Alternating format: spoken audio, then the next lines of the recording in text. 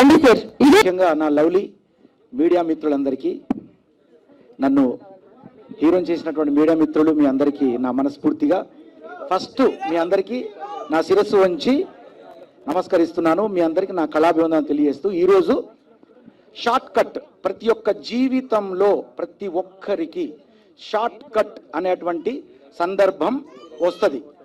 అది ఎలా వస్తుందంటే, licence please, sorry silence. Short cut అనే విషయానికి వస్తే అందరం కూడా మన రోడ్డు మీద వెళ్ళేటప్పుడు కూడా జస్ట్ షార్ట్ కట్లో వెళ్ళబోతాం, యాక్సిడెంట్ అయితే చచ్చిపోతాం, గాయాలైతే జీవితమే ఇదవుతుంది. Thank you thank you thank you.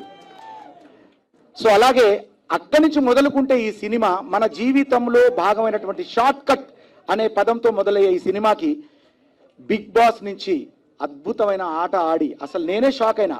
Sandeep అన్న నిజంగా ఆయన ఎలిమినేట్ కావడం నేను షాక్ గురయ్యాను. ఎందుకంటే నాకు సందీప్ అన్న అంటే ఎంత ఇష్టం అంటే, రియల్ హీరో లోపల నిజంగా చెప్తున్నా, బిగ్ బాస్ హౌస్లో వాటర్ గేమ్ ఉంటుంది అన్న, ఒకసారి రావాలి, వాటర్ గేమ్లో నా ఫ్యాన్ అన్న, నిజంగా చెప్తున్నా. నేను ఎన్నిసార్లు చెప్పినా నీకు, ఇది లోపల ఉన్నప్పుడు, బయటకు వచ్చినప్పుడు కాదు, లోపల ఉన్నప్పుడు చెప్పానా లేదా,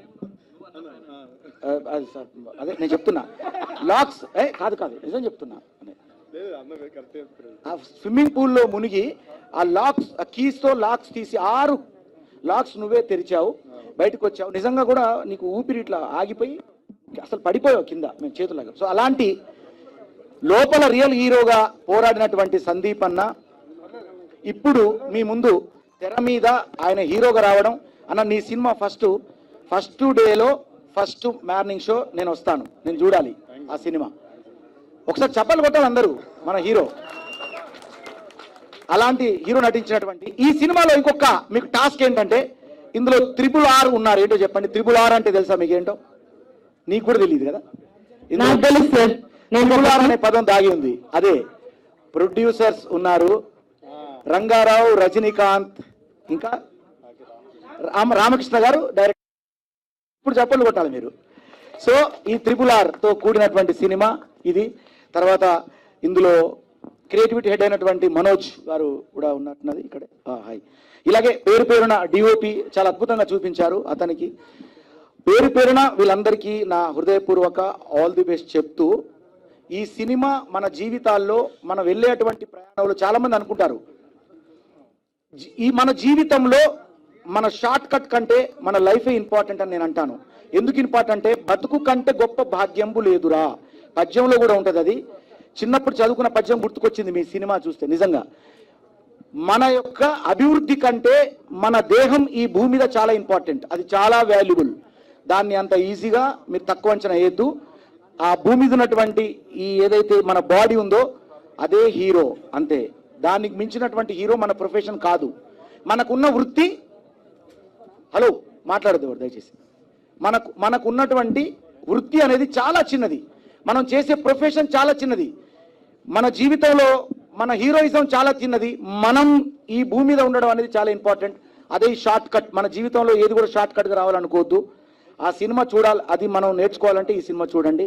అందరికీ ఆల్ ది బెస్ట్ చెప్తూ, ఈ వేదిక మీద ఉన్నటువంటి మా శివన్న, రైతు బిడ్డ, ప్రతి ఒక్కరు యావర్ వచ్చాడు, తర్వాత టేస్టీ తేజ్ అన్న, జ్యోతి హాయ్ రా, నీకు కూడా చక్కగా మీరిద్దరు హీరోయిన్లా కనపడతాను స్టేజ్ మీద నాకు.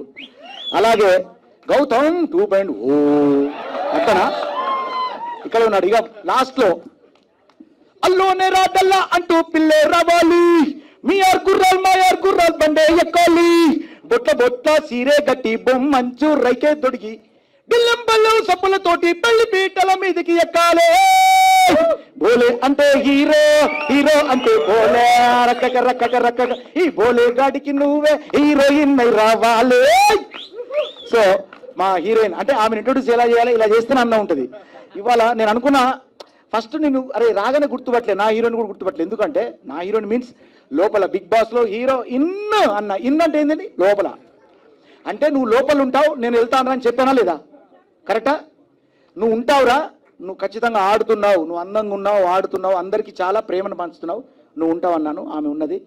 అయినా మీ ప్రేమ ఇంత ఉందని బయటకు వచ్చినాక అర్థమైంది. ఓకే, నేను ఎక్కువసేపు మాట్లాడుతున్నా, మళ్ళీ ఇక చాలే అన్నంత వరకు మాట్లాడడం కరెక్ట్ కాదు. సో ఈ సినిమాను, షార్ట్ కట్ సినిమాను గుర్తుపెట్టుకోండి. మీరందరూ షార్ట్ కట్ సినిమాను షార్ట్ కట్లో వెళ్ళి చూడండి. Okay, thank you.